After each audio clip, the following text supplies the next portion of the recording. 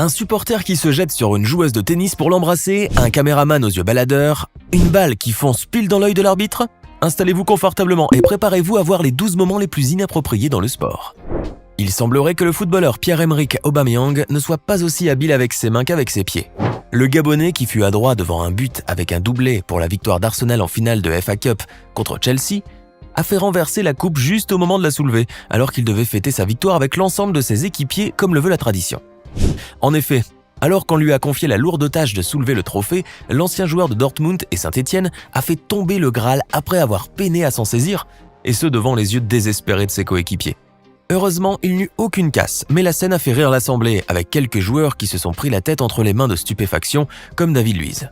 En regardant les images, quelque chose me dit que cette petite bourde commise par le capitaine des Gunners était visiblement planifiée. Quoi qu'il en soit, celle-ci a fait son effet, sans provoquer la moindre écorchure au trophée, c'est l'essentiel. Qu'est-ce qui peut déstabiliser un joueur de basketball juste avant de marquer son panier? Voyons voir. Un enfant qui crie? Une femme qui s'évanouit?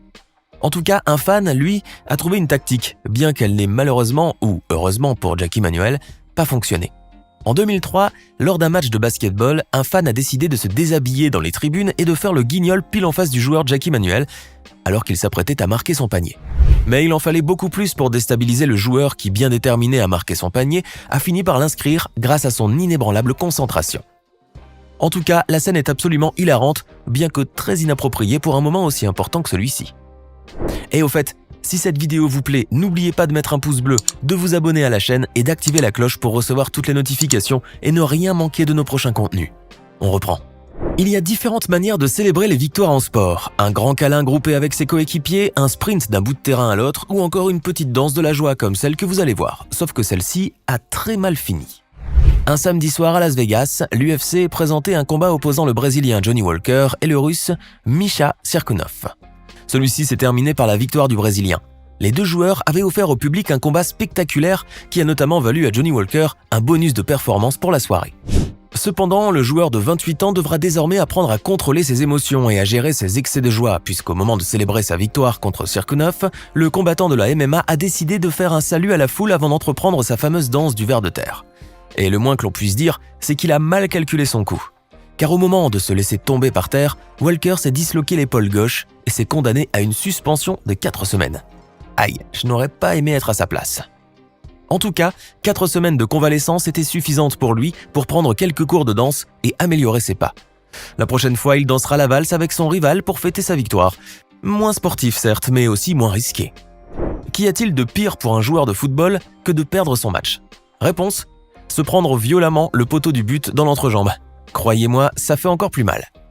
Il y a 22 ans, le 4 octobre 1998, lors d'un match de football opposant Liverpool et Chelsea à Anfield, l'ex-star de Liverpool, Phil Babb, a fait grimacer le pays, en l'occurrence la population masculine, après que le joueur ait fait une glissade assez douloureuse. En effet, en pleine course pour le but, l'ancien international de la République d'Irlande a été chargé de retourner vers la surface pour arrêter la tentative de but de Pierluigi Casigari. Le défenseur a alors tenté un tacle et a glissé à la dernière minute pour atterrir brutalement sur le poteau du but, pile sur ses parties intimes. Un moment extrêmement douloureux qu'a vécu Babb, qui s'est aussitôt retourné face contre terre attendant que les secours viennent le soulager. On raconte qu'aujourd'hui encore, le joueur ne s'en est toujours pas remis. Lorsque l'on est un athlète de grande renommée, que les caméras du monde entier sont pointées sur vous pendant un match, il faut avoir ce qu'on appelle la maîtrise de soi. Mais contrôler ses nerfs et ses excès de colère n'est malheureusement pas donné à tout le monde. Et ce n'est pas Denis Shapovalov qui vous dira le contraire. À Ottawa, lors du simple décisif de la rencontre Canada-Grande-Bretagne qui l'opposait à Kyle Edmund, le Canadien Denis Shapovalov s'est laissé submerger par un excès de colère après avoir perdu un point, alors que le jeu était mené 6-3, 6-4, 3-1. Emporté par un excès de rage, le tennisman a frappé de dépit et involontairement la balle perdue qui a foncé pile dans l'œil gauche de l'arbitre français Arnaud Gabas. Le tennisman, âgé de 17 ans à l'époque, a bien sûr présenté ses excuses après cet incident qui a valu à son équipe une élimination de la Coupe Davis. Quant à l'arbitre, il a été conduit à l'hôpital pour se soumettre à des examens qui n'ont décelé aucune lésion. Le juge arbitre de la rencontre, Brian Hurley, a ensuite disqualifié sans trop tarder le Canadien de la compétition. Il fallait bien qu'on lui renvoie la balle. En football, chaque but est unique et chaque but doit être célébré comme il se doit. Il faut toutefois veiller à ne pas se mettre en danger car sous le feu de l'action ou emporté par une joie incommensurable, il arrive que le joueur se fasse mal, très mal. Lors d'un match à Chypre opposant le FC Zurich à l'AEK Larnaca, le joueur kosovar Benjamin Kololi a exprimé sa joie d'avoir marqué un penalty d'une manière assez spéciale. En effet, Kololi, qui a inscrit un penalty contre la partie chypriote, s'est laissé emporter par un élan de joie vers les gradins pour célébrer son but. Sauf qu'en sautant par-dessus les panneaux publicitaires, le joueur a subitement été happé par un trou noir, un vide qui ressemblait à une douve autour du terrain. L'incident a immédiatement freiné l'enthousiasme des supporters choqués par ce qui venait d'arriver. En réalité, cette zone vide était conçue pour empêcher les supporters d'envahir le terrain. Ayant oublié ce léger détail, le joueur de 26 ans a fini au fond du tour, disparaissant de la vue de tout le monde. Ceci a naturellement incité ses coéquipiers inquiets à voler à son secours vers les panneaux publicitaires pour vérifier s'il allait bien. Quelques secondes plus tard, l'international kosovar est sorti du fossé d'un seul tenant, au grand soulagement de tous. Il a également pu continuer le match du groupe A qui s'est terminé 1-0 à Zurich. Finalement, on aurait préféré qu'il fasse la danse du verre, il aurait sûrement eu moins mal. Il y a des caméramans maladroits, des caméramans inexpérimentés et des caméramans trop indiscrets. Comme celui-ci par exemple. Bon, on est d'accord, la championne russe Maria Sharapova est une vraie bombe en plus d'être une déesse du tennis. D'ailleurs, chaque année, elle fait la une des journaux mondiaux grâce à sa beauté et ses résultats. Mais ce n'est pas une raison suffisante pour que les caméramans prennent des captures d'elle à des angles inappropriés. Lors d'un match de tennis, un caméraman a profité du temps de pause pour filmer la quintuple gagnante du Grand Chelem en prenant en gros plan sa culotte. Pas très sympa. J'en connais un qui a dû se faire passer un savon après le match. Lors d'un match double opposant à Anvers en Belgique les sœurs Clijsters aux joueuses Caroline Wozniacki et Janina Wickmeyer, il s'est passé quelque chose de vraiment inhabituel. À un moment du match, Kim Clijsters a eu l'excellente idée de prendre le micro réservé à l'arbitre pour s'adresser aux hommes présents dans les tribunes et pour leur dire que le premier qui viendrait embrasser la joueuse Janina Wickmeyer gagnerait une voiture. Bien sûr, aussitôt a-t-elle eu le temps de finir sa phrase qu'une ruée d'hommes s'est précipitée vers la joueuse belge pour lui faire un bisou. Le match a alors pris une tournure insolite. Le service d'ordre a dû intervenir rapidement pour repousser les 4 hommes montés sur le court, comme le déclare le média belge RTBF. Elke Clijsters, sœur de l'ex numéro 1 mondial, s'est quant à elle adressée aux femmes présentes dans la salle d'Anvers pour déclarer que ce qui s'était produit était la preuve que les femmes sont plus intelligentes que les hommes. Peut-être, mais s'il y a une chose sur laquelle tout le monde est d'accord, c'est que les femmes devraient tourner la langue 7 fois dans la bouche avant de parler. Le célèbre combattant Chris Barnett ne rate aucune occasion de faire le gigolo devant les caméras, surtout lorsqu'il s'apprête à faire un combat ou qu'il vient d'en sortir.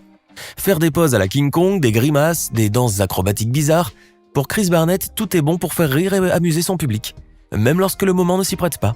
Puisque nous avons parlé des différentes manières avec lesquelles les sportifs exprimaient leur joie à l'inscription d'un but ou d'un point, voyons à présent comment les supporters s'y prennent. Et ce n'est pas mieux non plus. La femme que vous voyez là sur ces gradins est une grande fan de son équipe de hockey. Elle l'est tellement que rien ne l'arrête, surtout lorsqu'il s'agit de lui témoigner son soutien. Pendant un match de hockey sur glace, cette jeune femme a profité du fait que la caméra soit pointée vers elle pour se mettre à se déshabiller, enlevant un à un ses vêtements. Bon, rassurez-vous, elle s'est arrêtée au soutien-gorge, heureusement. Pas très hockey dans sa tête, la nana. Nous ignorons la raison pour laquelle elle a fait cela, si c'est un excès de joie, si elle était légèrement éméchée ou si elle l'a fait pour attirer toute l'attention sur elle. En tout cas, le match de hockey aurait pu très mal finir, si vous voyez ce que je veux dire. Et puisqu'on est toujours dans la rubrique fan déjanté, voici une autre séquence où un supporter a totalement perdu les pédales. Pendant un match de football américain, un joueur a lancé la balle un peu trop loin dans le terrain et celle-ci a atterri près des gradins. Elle s'en est tellement approchée que l'un des supporters a failli la rattraper, sauf que l'homme a été devancé par un joueur de l'équipe. Ne supportant pas le fait de l'avoir manqué, le fan a alors saisi le joueur par le cou et l'a secoué très violemment. Il y en a qui ne manquent vraiment pas d'air.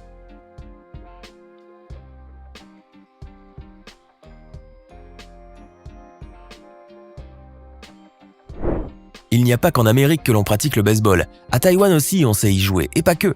Dans le pays, il y a de bons joueurs et surtout de jolies pom-pom girls qui font la fierté des équipes. Au Japon, en Corée du Sud, à Taïwan et partout en Asie, le baseball est une discipline très populaire qui a ses propres stars nationales. Et les équipes ont même leur team de pom-pom girls qui viennent les soutenir à chacun de leurs matchs. Récemment, une pom-pom girl est devenue la star du web et du baseball au même titre que les joueurs, attirant l'attention des spectateurs. Il s'agit de la belle et très mignonne Kun Kun.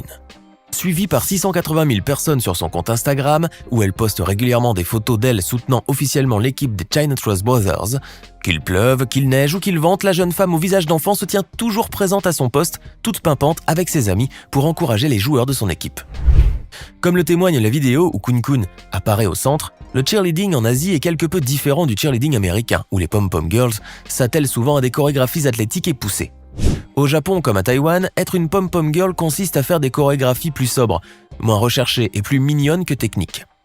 Les pom-pom girls sont perçues comme des idoles et elles ont aussi leurs fans incontestés. Kun est sans aucun doute la pom-pom girl la plus populaire de Taïwan.